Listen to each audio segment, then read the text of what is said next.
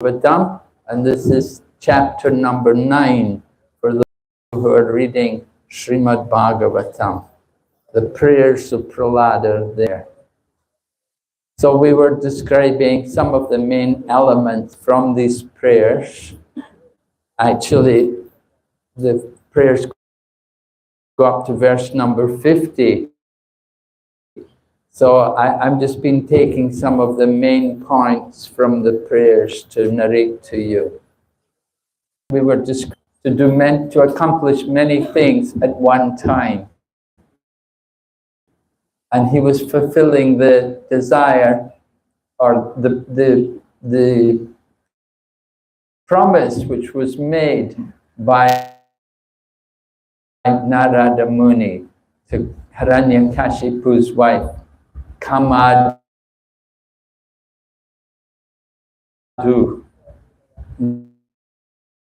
that he promised her because she was carrying the child, Prahlad, at the time in her womb. And she begged Narad, please don't let anybody harm my child. So Narad will never be harmed by any enemy. So when Hiranyakashipu was trying to cut off the head of Prahlad, he couldn't do it because Prahlad is protected by the Lord's potency.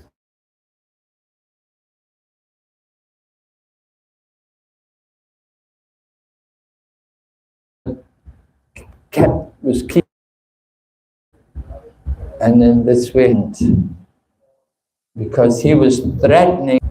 So Prahlad then goes on, he wants to explain, he wants to establish how the Lord has a transcendental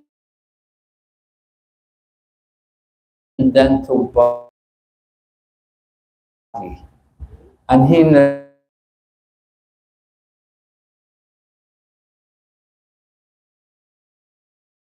narrates how in the beginning of the creation, the Vedic knowledge was stolen by two demons, Kaitab, Madhu and Kaitab, right? Madhu and Kaitab, two Rakshasas, two demons possible. And so the devotee had to do like that, to paint a picture of Lord Varaha. I was telling the other day how there's that picture of Hiranyaksha fighting with Lord Varaha, and people think that, you know, Hiranyaksha is a good man and Lord Varaha is a demon. And they think, oh, who's this beast fighting this poor man? Of course, Lord Varaha is the Supreme Lord, and he's always transcendental. So Lord Prahlad Maharaj is narrating to Lord Nrsingadev how he comes in many different forms, but he's always transcendental. And he went on to describe how he comes in every yuga, how he will come in the Satya Yuga, in the Treta Yuga, in the Dwapara Yuga, but in the Kali Yuga, he will come in a very discreet manner. He will be covered in the Kali Yuga. He will not reveal himself to everyone. Actually, this was discussed in a conversation between Gopinath Acharya and Sarvabhauma Bhattacharya. Sarvabhauma Bhattacharya was having difficulty to accept Chaitanya Mahaprabhu as an incarnation of God. Gopinath Acharya was his nephew, and Gopinath Acharya was a devotee. And he was telling Sarvabhauma Bhattacharya that Chaitanya Mahaprabhu he's the Lord himself. And Sarvabhauma Bhattacharya argued, he said, no, he cannot be the Lord. The Lord never comes in Kali Yuga. The Lord is Tri Yuga. And Prahlad Maharaj also used that expression. He also said that the Lord is known as Tri Yuga, meaning he only comes in 3 ages. He doesn't come in the Kali Yuga. But at that time, Gopinathacharya said to him, no, you're wrong. You don't know the philosophy. The Lord comes in every age. And he also, Sambhavami Yuge Yuge, right? He comes in every age. So he was telling Sarvabhauma, the Lord does come, but he doesn't come as a Leela avatar. But there are Yuga avatars. You can read the 11th canto, Srimad Bhagavatam, how Karabhajana Muni is explaining to Nimiraj about the Lord's incarnations in each of the ages. And he describes also the Lord's incarnation in Kali Yuga.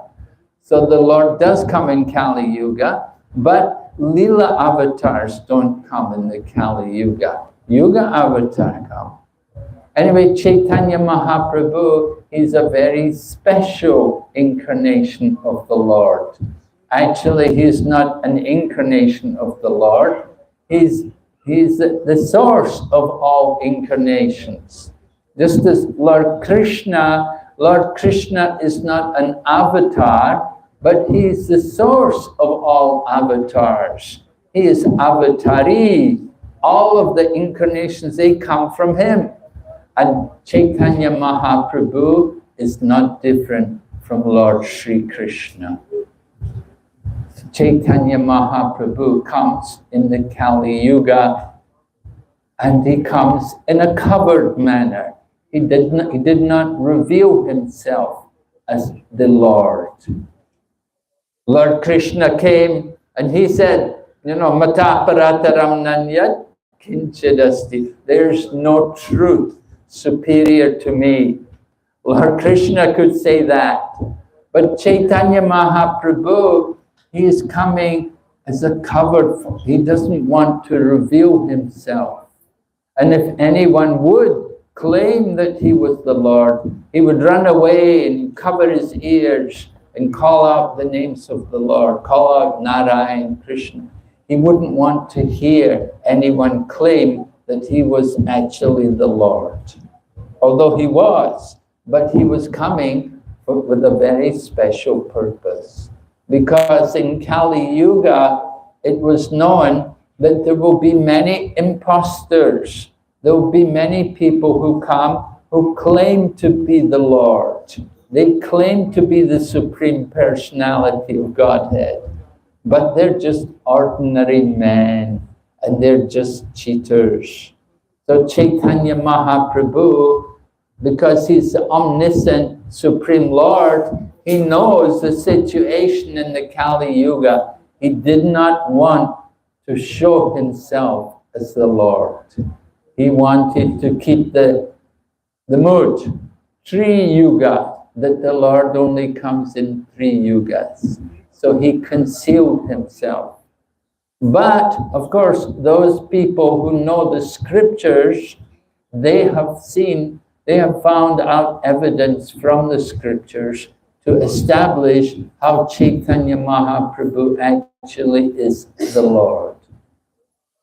As I mentioned, 11th canto, Karabhajana Muni told Nimiraj, Krishna Varnam Tavisha Krishnam Sango Pangrista Parshadam Yagnae Sankirtan Prae Yajantihi Sumedasaha. That in the Kali Yuga, the Lord will come, and he will come with his associates, and he will engage in Sankirtan, in the chanting of the holy names. He will establish the Yuga Dharma. Krishna Varnam, his occupation will be all in relation to Krishna, chanting the names of Krishna and speaking about Krishna and constantly engaging in activities in relation to Krishna. Krishna Varnam Tivish Akrishnam. He will be not black, because Krishna is usually blackish. But in the Kali Yuga, the Lord will come a different color. In every age, the Lord has a different color. Just like in the Satya Yuga, there's a white incarnation. In the Treta Yuga, there's a red incarnation. Dwapara Yuga, the Lord came blackish. And in the Kali Yuga, the Lord comes in a golden complexion. This is described. Garga Muni, Gargacharya was telling Vasudeva or Nanda Maharaj at the time of the name-giving ceremony of Lord Krishna. So the Lord comes in the Kali Yuga, but he's not blackish. He's Akrishna. So Chaitanya Mahaprabhu was the golden color. He had that golden complexion. He's known as Gauranga. And he was tall and fair. So this is the explanation. And then there's another verse also in the Vishnu Sahasranam, which is from Mahabharata, which also describes how the Lord would come in the Kali Yuga, and he will, in his early life, he will be in householder life, just as Chaitanya Mahaprabhu was in householder life. But then at the age of 24, he renounced family life and he entered into renounced life. And the verse also goes on to describe how he will be peaceful and he'll be equipoised and he will silence the Mayavadis by his preaching. So Chaitanya Mahaprabhu he's recognized by these kind of verses. And here also Prahlad Maharaj is describing in his prayers about Chaitanya Mahaprabhu, that the Lord comes in the Kali Yuga, but he comes covered. He does not reveal himself as an avatar. So it's very important for us to note these things, and we use them as evidence for people to show the divinity of Chaitanya Mahaprabhu, that he is actually the Supreme Lord, and it's supported with evidence from the scriptures. So then Prahlad Maharaj goes on to speak to Lord Nrsingadev how different people are practicing processes of spiritual perfection. But he said, Prahlad said, there are many different so-called saintly persons. He said, they're only interested in their own liberation. And they go away from the world, they go to the mountains, go to Himalayas, or go to the forests, live in the forest. They go away from everyone. They just want to liberate their own self. But Prahlad Maharaj said, that is not my thinking. Prahlad said, I am concerned for all the people who are suffering in this material existence. I'm concerned for them. Prahlad said, I'm not worried about myself, because wherever I go, I can absorb myself in the thoughts of the Lord. I can constantly chant his glories and remember his pastimes and wonderful qualities and sing beautiful songs describing all his pastimes. So I'm not worried about myself. I can go anywhere and chant and be happy and be in Krishna consciousness. But I'm worried about all the other people who don't have Krishna consciousness. I'm concerned for them. So this is the mood of Prahlad Maharaj. I described before about how Vasudeva Datta, the great devotee, in Chaitanya Mahaprabhu's Lila, how he came to Mahaprabhu and he requested Lord Chaitanya, let me take the sins of all the people. Let them all be liberated. I will stay here and suffer for them. And Lord Chaitanya was so pleased. He thought, oh, so nice. What a nice devotee to have that mood. You're so compassionate. You're so caring for others. You're willing to suffer on their behalf. The Chaitanya Mahaprabhu recognized him as being an incarnation of Prahlad Maharaj and told him, you must be Prahlad. So Prahlad Maharaj expressed that same mood to Lord Narasimha, that I'm worried about all of these people in the material world. And Srila Prabhupada writes in the purport, he said, our devotees, the Krishna conscious devotees, he said, we have no business to go to the mountains and to go and sit in a cave and meditate. And we have no business to go in the forests and sit there and meditate. And he said, we don't even want to go in the city and make a school for meditation and yoga. He said, our business is to go to the busiest places where there are many people, where there's a mass of people, and our business is to awaken Krishna consciousness in them, to give them the knowledge of Krishna and bring them to devotional service so that they can go back home, back to Godhead. This is the Maharaj. And Prahlad Maharaj talks about how different people practice different ways of spiritual perfection. They will do things like Monavrat. Monavrat, right? Making a vow of silence. It's often we get people, I remember when I was doing life membership, one of our members, he told me, he said, every Sunday I do Monavrat. Every Sunday he's at home and nobody will speak to him. He makes a vow of silence. Monday to Saturday talks a lot.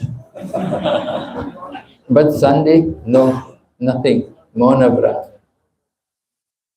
I was traveling in India with another devotee. Actually, that devotee is my godbrother, Mahavishnu Swami. So the two of us were traveling in 1970s in India, and we had one of those temple vans, and we were going to colleges and libraries and distributing Prabhupada's books. So at one point, we were on a highway and we saw on the side of the road, there was like a mountain on the side of the road, and we saw there was a temple inside the mountain. Somehow they made a temple inside this mountain. So we decided, let's stop, let's go there and see if anybody's in the temple. So we stopped the van and we got out and we went up there, went into the cave, and sure enough, there was a Babaji there, a sadhu there. And we went into him in there, and he saw us and he went, he was telling us he'd taken Monavrat. So anyway, he had ears. So we began to preach to him, and we showed him Prabhupada's book, we showed him the Bhagavad Gita, and we told him how we're preaching Bhagavad Gita all over the world, and we have centers all over the world. And we asked him, can you get a book? Would you like to buy a book? So he wrote he had a board with chalk, and he wrote, how much is it? And he bought a book. He bought a Bhagavad Gita.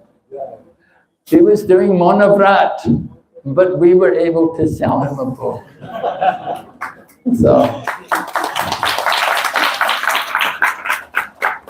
So he got mercy, special mercy, right? We give him Bhagavad Gita. And so people do Monavrat. It's one of the processes by which they can come to the platform of liberation, right? To get liberation, there are different material processes. We say, tapasya, brahmacharyena, samena cha, dhamena cha. These different ways, are different ways in which you can come to the liberated platform. So, Monavrat is one of these things which you can do. It can be good for people who are not able to control their senses. Sometimes, you know, you ask people to chant, ask them to be a vegetarian, and they find it very difficult.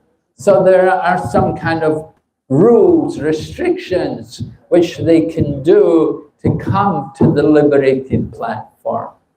They're not able to do devotion. They're not able to just worship the deities and live in the temple and chant Hare Krishna. So we have other processes, which begins with things like brahmacharya, practicing celibacy, and then not speaking. Prabhupada explains Monavrat means not to speak nonsense. Generally, anybody who is not a devotee, who is not in Krishna consciousness, when they speak, it will be nonsense. Because they're not blessed with the potency of Lord Krishna. They have no Krishna consciousness.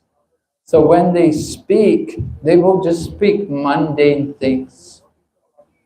If you've studied the Nectar of Instruction, Upadesh Amrita, Srila Rupa Goswami describes Vacho Vegam, Manasa Krodha Vegam, right?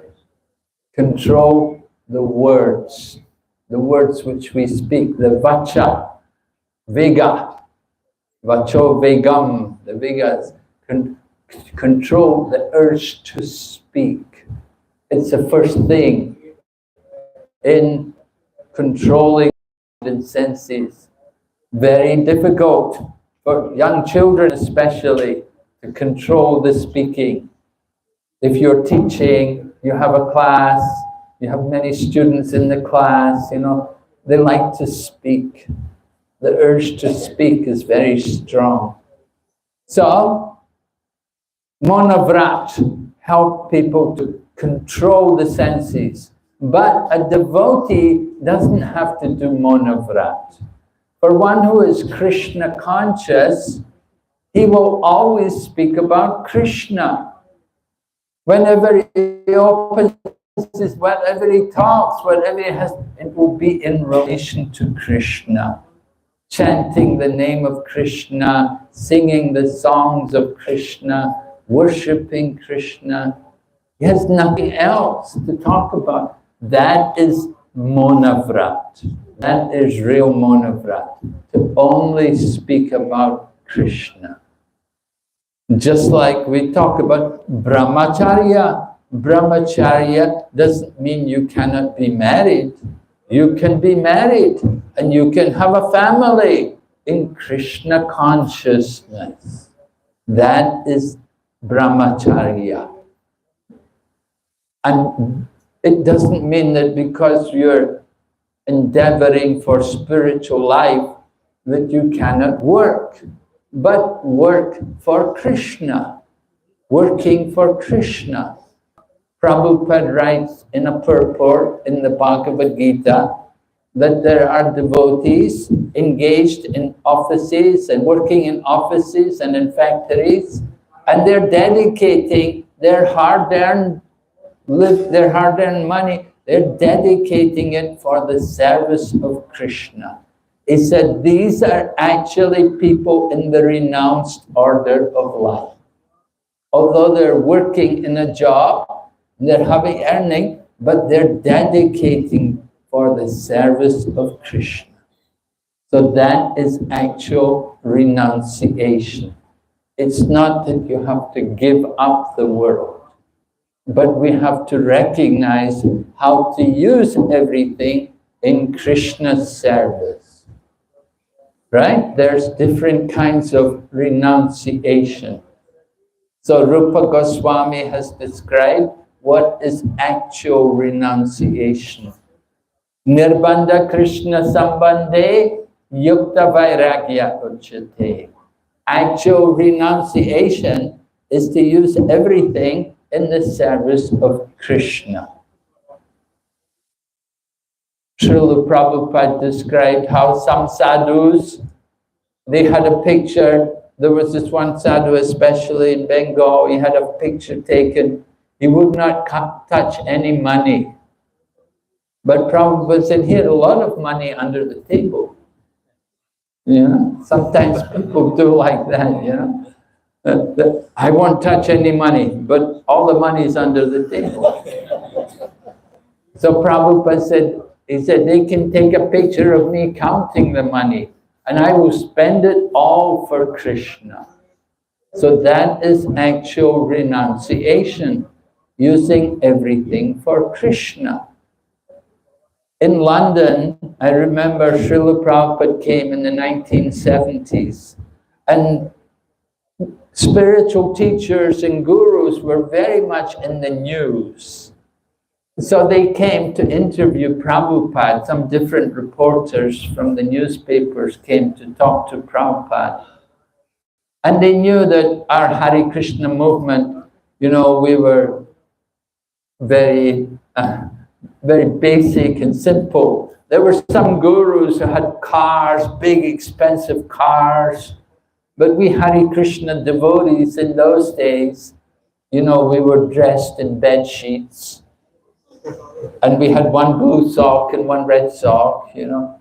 We couldn't even match the socks.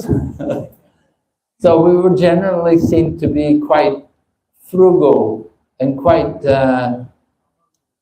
impoverished. We're not wealthy. You know, we were paying the rent. We didn't have any big luxurious building.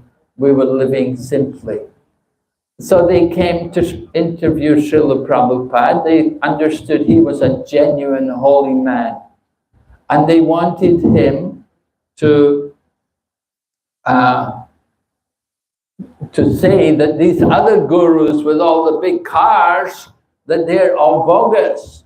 But Prabhupada said, he said, well, the one on the bicycle, he may be bogus. And the one in the big car, he may be genuine.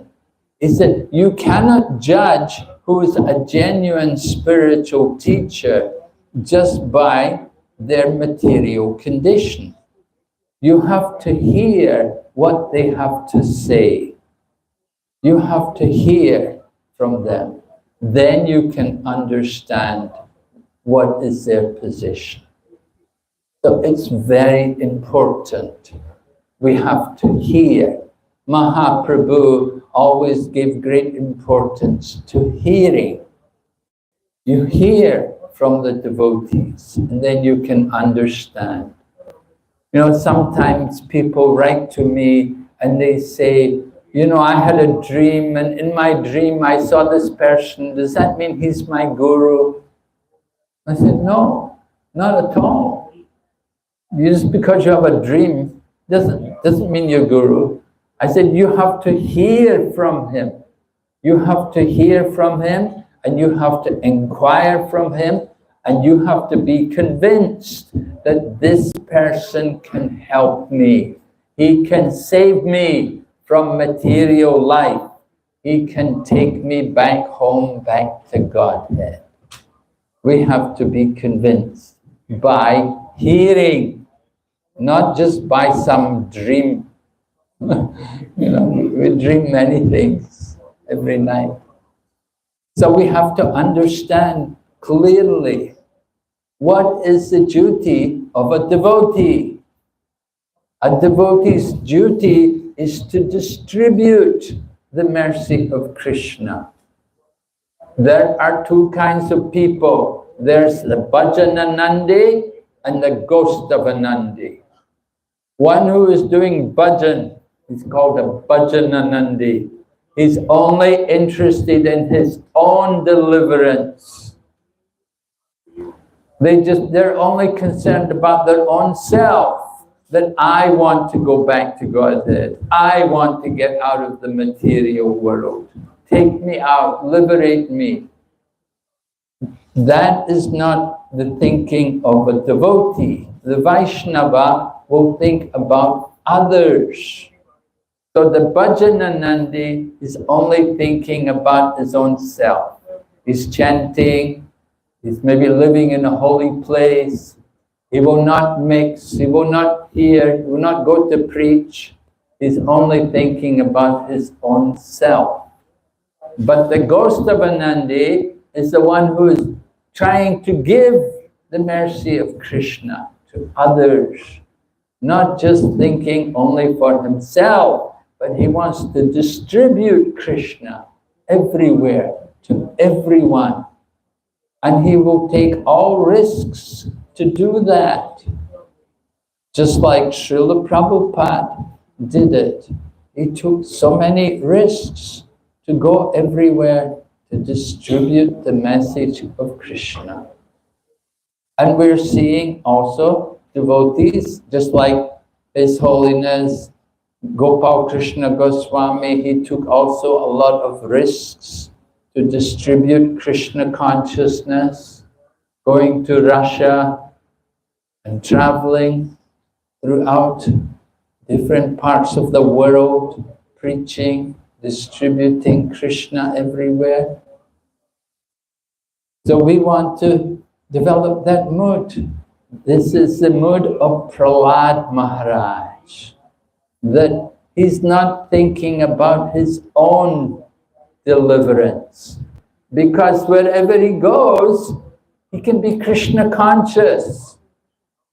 In the Shastras it says, Narayana parasarve nakutaschinya vibyate swarga apavarga narakesh vapitu yatadarshana. That when one has taken shelter of the Lord, then there's no difference between swarg, narak, and apavarga, liberation. Heaven, hell, and liberation. He sees everywhere the same. Wherever he goes, he will chant Hare Krishna, he will tell people about Krishna, he will distribute the holy name, he will try to give Krishna consciousness. This is the mood of a devotee. One devotee, Prabhupada was sending one devotee to Eastern Europe. This was in the 1970s. Eastern Europe was still in the communist bloc. So Prabhupada was telling this devotee, I want you to go there and introduce. And the devotee said, Prabhupada, he said, Prabhupada, there's no vegetables there in the winter time. You have to eat meat. So Prabhupada said, then eat meat, but go there. You know, Prabhupada would not accept any excuse. And he knew, yeah, actually, you know, people say, oh, there's no meat, there's no vegetables in the winter. There are vegetables. But people make excuses, you know, we want to go to some heavenly place, you know, let me go to California, Hawaii, I will be comfortable there, enjoy. We want you to go to Africa, we want you to go to Russia. Oh no! Devotees not so enthusiastic to take the difficult places to go to distribute Krishna. But we should not see any difference. Wherever we go, souls are there and they're waiting to get the mercy of Krishna. Prabhupada said, you take a kartals, bring a madanga with you. If you go there, even you're one person, you play the kartals, somebody will come along. You give them the kartals, you play the madanga, more people will come, they'll join you. You just have to go there, you know, you have to be there and find the people. They will come. Krishna is in their heart and he will send them. Just like Prabhupada went in the park in New York. He went in the park and people came and joined in the kirtan. So Krishna consciousness is meant to be distributed. Right? Prabhupada said, I did not come here to beg, I came to give. I came to give what you have forgotten. So this is the mood of the devotees, like Prahlad. They want to give that message of Krishna consciousness. People who are only thinking about their own liberation, they are like kripanas. They're like miserly persons. They have the opportunity to distribute Krishna consciousness, but they don't take it. They only think about their own self. Just like if you have money, you know, you can count it, you can enjoy looking at it, but you don't use it. So we have the human life. This human life is a great opportunity, it's a great facility. We should use it for the service of Krishna. If we don't use it, then we are kripana, we are miserly. There is Brahmana and Kripana. The Brahmana will be generous person. They want to give. They will give even the bones from their body. Right? We were talking about Dadichi before. He gave the bones. Prabhupada said, we want people to give their lives for the service of Krishna. To sacrifice their comfort, to take up the missionary work, to distribute this Krishna consciousness far and wide. Therefore, devotees are moving, traveling, trying to distribute. And Prahlad Maharaj, he has this mood that he wants to distribute Krishna to everyone. So the conclusion of his teachings is that everyone should simply engage in devotional service. And in this way, they will find success in life. If you simply endeavor for the process of, for these different processes of liberation, you get some benefit, but you can get all the benefits by doing bhakti. One who does bhakti, he doesn't need to do any of these other processes. One who is doing the path of devotion, automatically he's learning to control his senses. He's practicing monavrat because he's only speaking about Krishna. And he's practicing brahmacharya because he's using his body for the service of Krishna. And he's charitable because he's distributing the holy name everywhere. He's doing everything in bhakti. You don't have to endeavor separately. You just simply have to practice bhakti. The example was there also, Magrari the hunter. How Narada made Magrari the hunter into a devotee. Previously, he was trapping the animals and they were dying a slow and painful death. But then Narada preached to Magrari and he told them that you will suffer. You're doing this to the animals. In the future, you will suffer. And Maharaj said, well, what can I do? My father taught me this. This is what my father taught me. What can I do? So then Narada said, come with me. And Narada took him, and they got a place where there was a tulsi. And he told Maharaj, you sit here and you chant the holy name. And Maharaj was thinking, what about food? How will I Narada said, don't worry, everything will be provided by the grace of the Lord.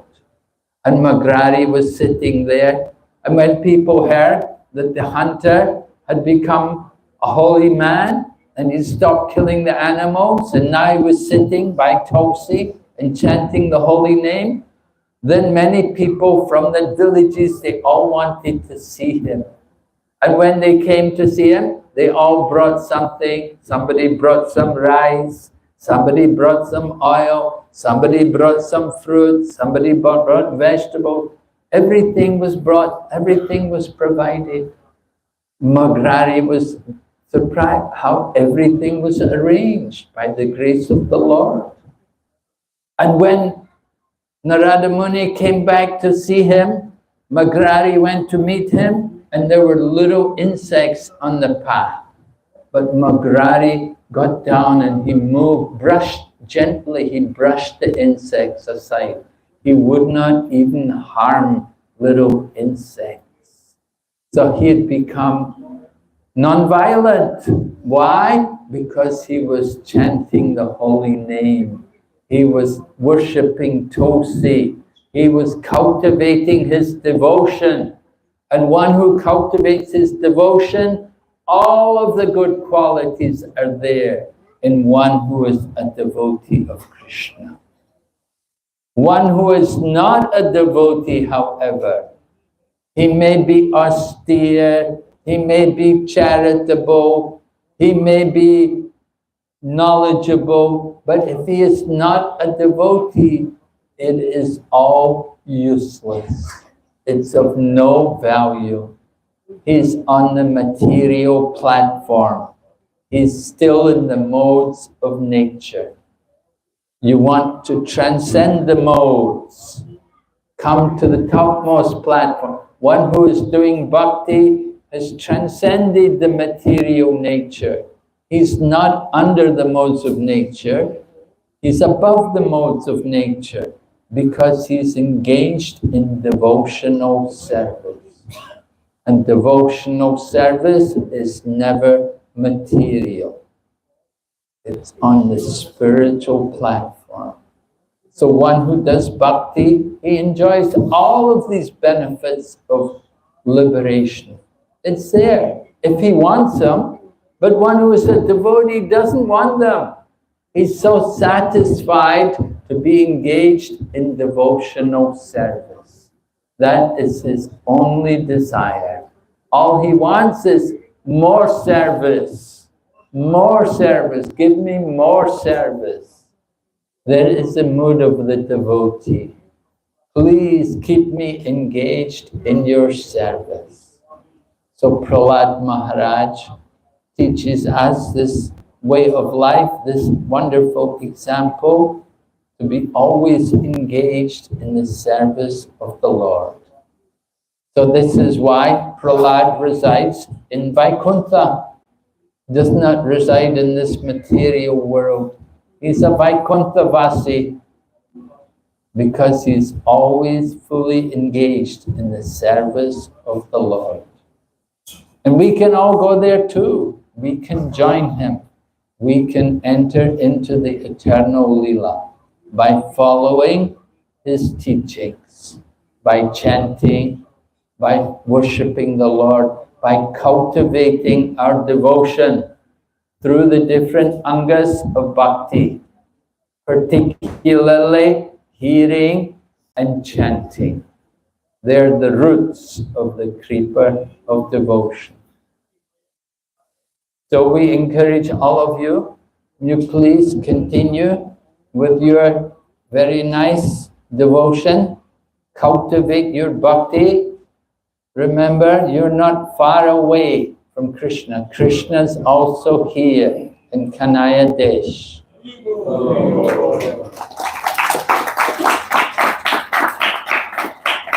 we, when Maharaj, when Vidura came back from pilgrimage, he came back to deliver his brother Dhritarashtra.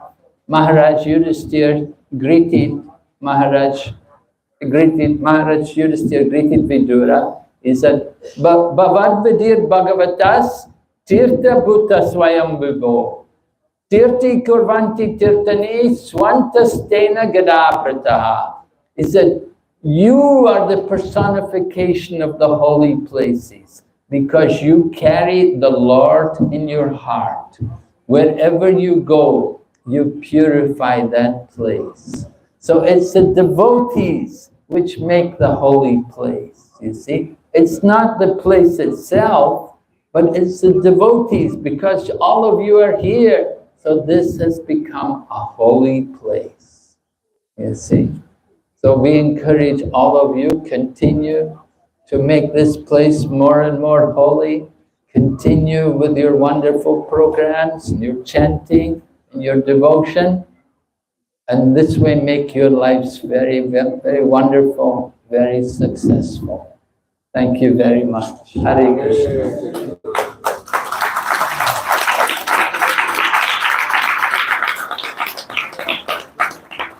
Any question? Anyone? Any?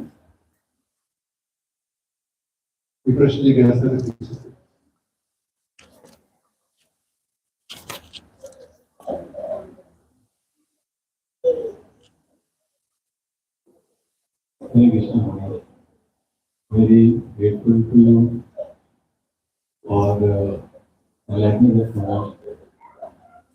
So, Maharaj, tomorrow you are traveling and will be in physical separation.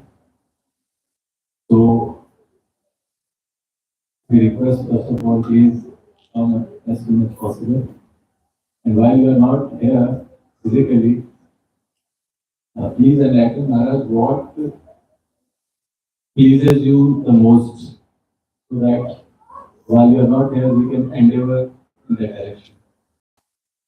Oh, what pleases me the most? Well, I'm pleased when everyone is happy in Krishna consciousness. When I see everyone engaged in Krishna service, chanting, and blissfully taking part in our devotional activities, then that is our pleasure. We get great pleasure seeing people advance in Krishna consciousness. People take a book, we feel very happy. And when people read the book, we feel even greater pleasure. And when they come and take up devotional activities, then it's even more ecstasy. And when they go on and become devotees and take initiation and surrender to Krishna, then we know no limits to our joy and happiness.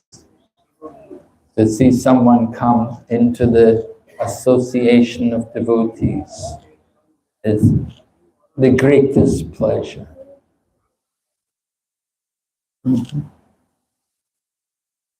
So you continue, try to make your congregation grow more and more, keep everyone happy in Krishna consciousness, nourish them spiritually, materially.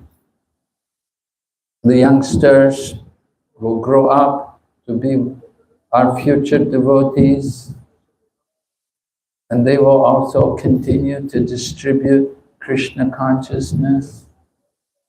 Wherever they go, maybe they go back to India or wherever they go for education, we hope they will always find out the association of devotees, want to be with the devotees.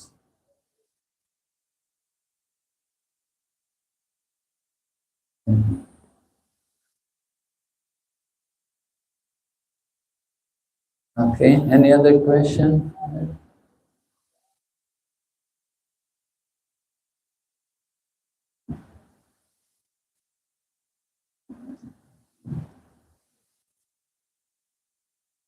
Maharaj, thank you very, very much for this video.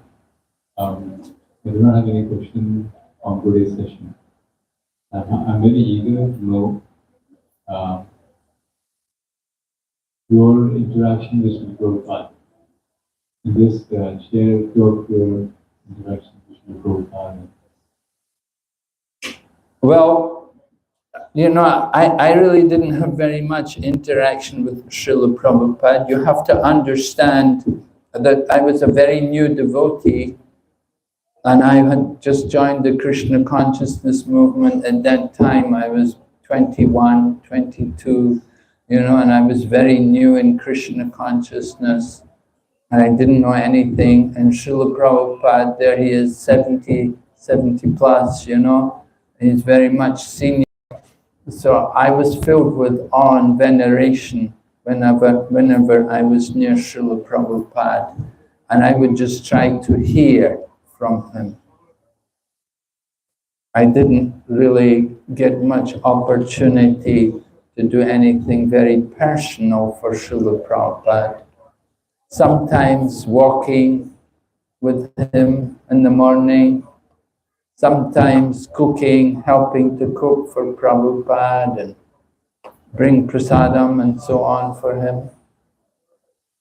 But nothing really very personal.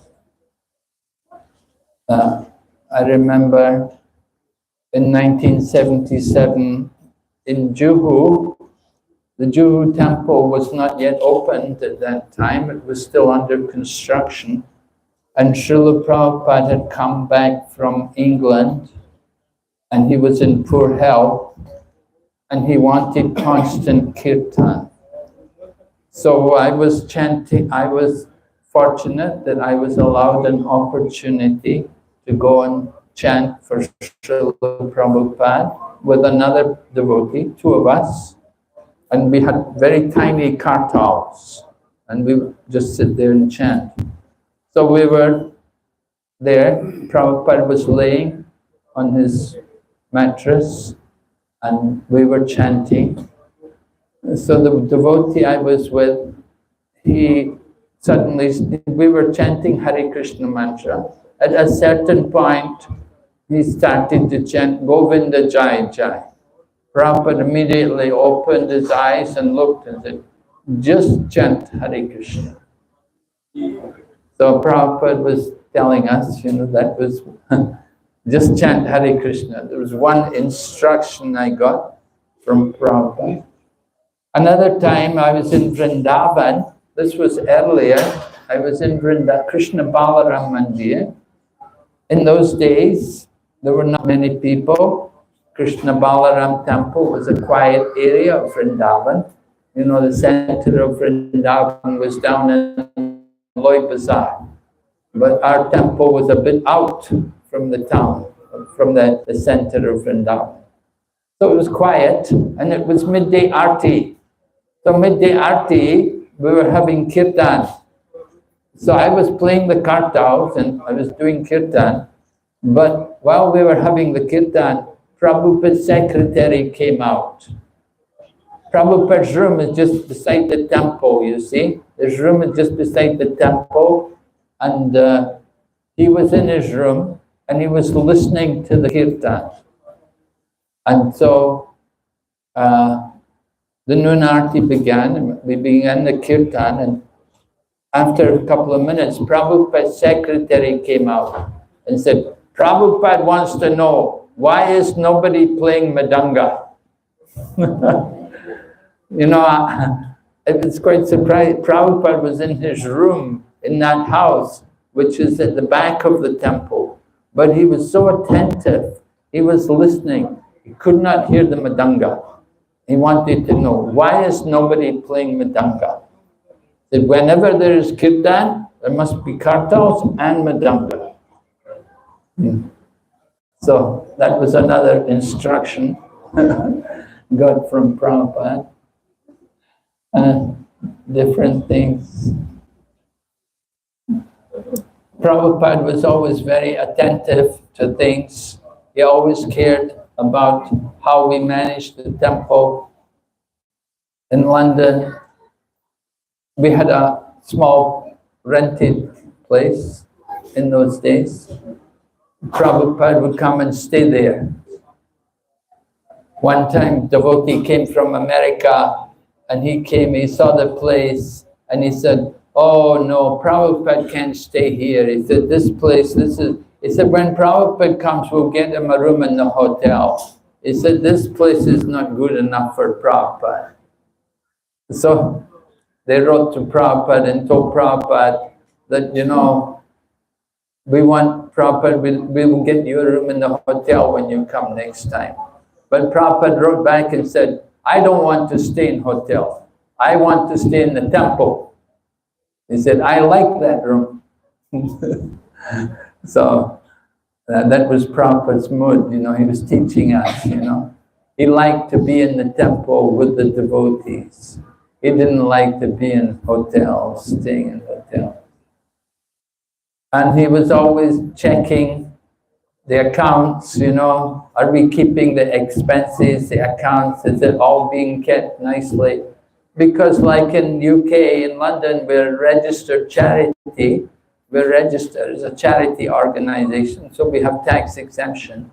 So in order to keep that, you have to have proper accounts, you have to be audited. So Prabhupada was very concerned that we were keeping up our accounts, and he would personally check on everything. And then he would check on the prasada. We would arrange programs for Prabhupada, and every program we would distribute prasadam. And Prabhupada would say, "Bring me a plate of prasadam, I want to see what you're distributing." And Prabhupada would check it and taste it, and he would comment if he thought it was okay. He'd say, "Oh, yes, it's quite nice." Yeah. But if it was not good, he'd also tell you. And one time in London, one devotee, he arranged a Bhagavad Sapta for Srila Prabhupada. There was to be a Bhagavad Sapta. Every evening for 1 week, Prabhupada was to come. And it was in a region there in London. It was in a region called Southall, where there's a lot of Indian people, a lot of Asian people there. And so anyway, the devotee arranged a hall. Prabhupada came for the program, did the program, and then after he got back in the temple, he said, "I'm not going again." He said, "That's enough." He said, "One night was enough for me." He said, "That hall is terrible." He didn't like the hall. So he sent another devotee, told another sannyasi, he said, "You go tomorrow night." And so Prabhupada, he had standards, what he liked, what he didn't like. He liked to do things nicely. So he was pleased if we had nice big programs, big halls, even though we were a very new society. So these are some things about Srila Prabhupada.